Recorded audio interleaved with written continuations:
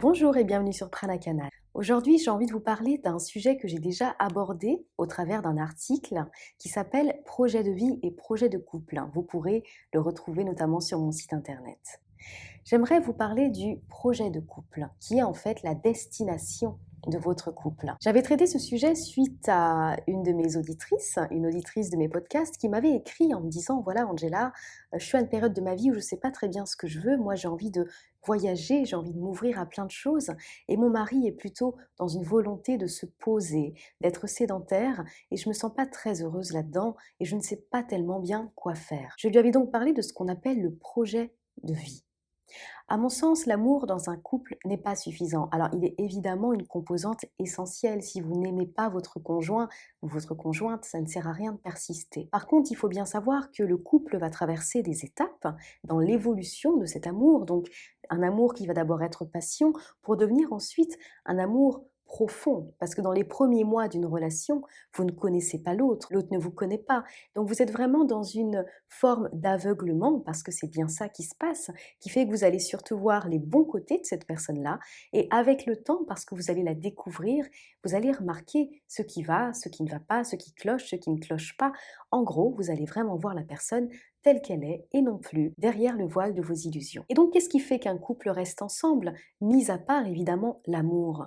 Eh bien, c'est ce qu'on appelle le projet de couple. Le projet de couple, c'est concrètement, est-ce qu'on va dans la même direction? Essayez d'expliquer les choses, je dirais, simplement. On a tous besoin d'avoir un but.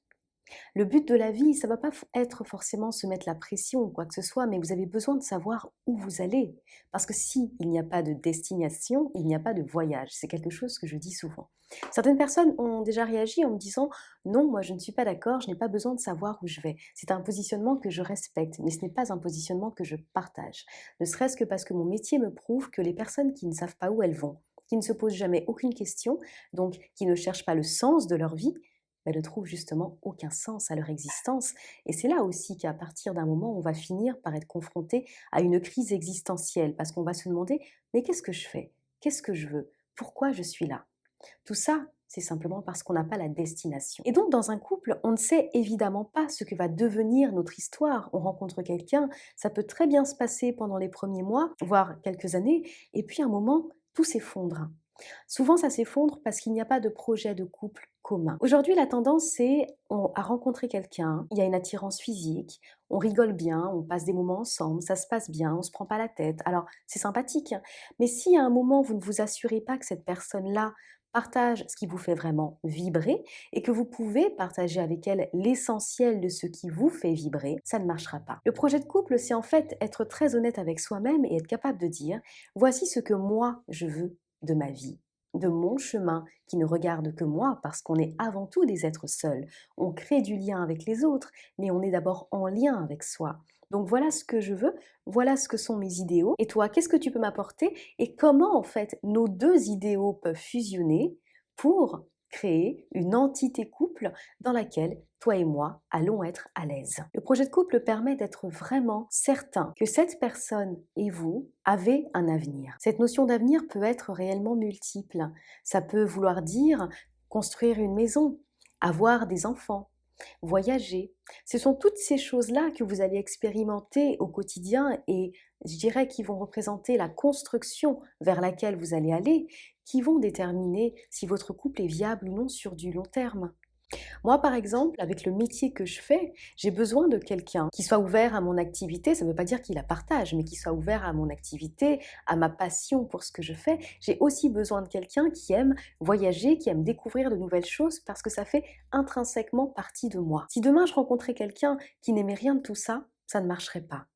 Je pourrais essayer de me persuader du contraire dans les premiers temps, mais le fait est qu'à un moment, on arrive au bout. J'ai assisté il y a quelques semaines à une soirée d'entrepreneurs à Auckland et j'ai fait la rencontre d'une personne très intéressante, un homme qui est dans le web marketing, etc., et qui était là avec sa compagne. Et on a commencé à discuter, on a vraiment sympathisé et il me disait, c'est extrêmement frustrant parce que ma compagne ne comprend pas tout ça. Ça fait 2 ans qu'ils sont ensemble et il commence à ressentir une frustration parce qu'en fait, ce qui fait partie des choses les plus importantes pour lui dans sa vie, il ne peut pas le partager avec elle. Alors vous allez me dire: «Bah oui, mais la différence est enrichissante» et je suis tout à fait d'accord avec vous. Mais parfois certaines choses vous sont tellement importantes que vous avez le besoin de pouvoir les partager avec l'autre, que vous avez besoin de pouvoir exprimer votre joie: «Oh, j'ai lancé un produit, j'ai fait ceci, j'ai lancé tel projet» et que l'autre puisse comprendre de quoi vous parlez, quels sont les enjeux et se réjouir vraiment pour vous. Si en face de vous, vous avez quelqu'un qui a peut-être toute la bienveillance du monde, mais qui ne vous comprend pas, un jour ou l'autre, vous serez frustré. Et je fais partie des personnes qui pensent que dans un couple, on ne peut pas se dire je mélange pas ci, je mélange pas ça, je partage pas ci, je partage pas ça. Parce qu'on est dans la demi-mesure. Ou alors, c'est que vous vivez une histoire temporaire, que vous en êtes conscient et que, je l'espère, vous avez dit à l'autre personne que vous en étiez conscient. Autrement, ça ne marchera pas sur du long terme. Donc cette notion de projet de couple, c'est vraiment est-ce qu'on regarde tous les deux dans la même direction? Est-ce qu'on est certain aujourd'hui qu'on veut les mêmes choses? Ça ne veut pas dire exactement les mêmes choses et ça ne veut pas dire qu'on doit aimer tout pareil. Est-ce que ce qui est fondamental pour moi, je suis persuadée de pouvoir le partager avec toi de façon à ce qu'on soit tous les deux heureux, équilibrés? Est-ce que ce qui est fondamental pour moi et ce qui est fondamental pour toi, nous pouvons le partager ensemble? Elle est vraiment là la question. Je pense que s'interroger sur le projet de couple assez régulièrement, c'est important. C'est important de se dire, est-ce que toi tu es heureux? Qu'est-ce que tu aimerais qu'on change dans notre vie? Est-ce qu'il y a des choses que tu aimerais qu'on bâtisse? Comment pouvons-nous aller plus loin dans notre quotidien? C'est important pour voir si on vibre toujours à la même fréquence et si on a toujours les mêmes envies. Parce que vous, il y a 10 ans, ce n'est pas vous aujourd'hui. Mais même vous, il y a 1 an, ce n'est plus vous aujourd'hui. Donc peut-être que vos envies, que vos désirs ont évolué. Et il est important de vous assurer que cela correspond bien aux désirs et aux envies de votre partenaire. De cette façon-là, vous pourrez continuer à avancer tranquillement. Le projet de couple, évidemment, signifie compromis. Je pense qu'il est illusoire de penser qu'on va avoir tout le temps les mêmes envies que l'autre. Parfois, on n'aura même jamais les mêmes envies. Par contre, l'important, c'est d'arriver à trouver une osmose, un équilibre dans tout ça. Arriver à faire que chaque partenaire se sente à l'aise, respecté, accueilli et surtout qu'il y ait toujours du partage. Par exemple, si votre conjoint aime courir et qu'il a prévu de faire un marathon extrêmement important, vous n'avez peut-être pas envie.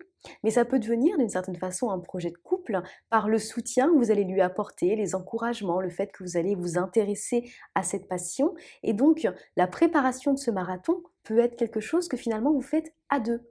Et donc, ça donne de la valeur à votre histoire, ça crée encore plus de liens, ça crée encore plus d'amour. Donc, n'hésitez pas à vous demander, est-ce qu'on va bien dans la même direction?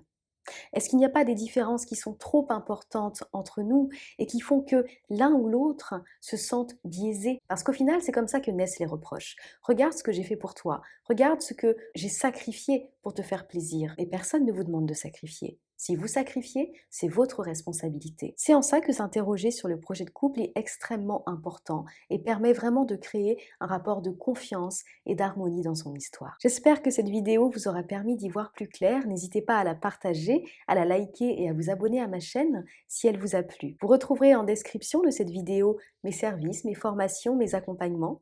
Et quant à moi, je vous retrouve très bientôt pour aborder un nouveau sujet. Au revoir.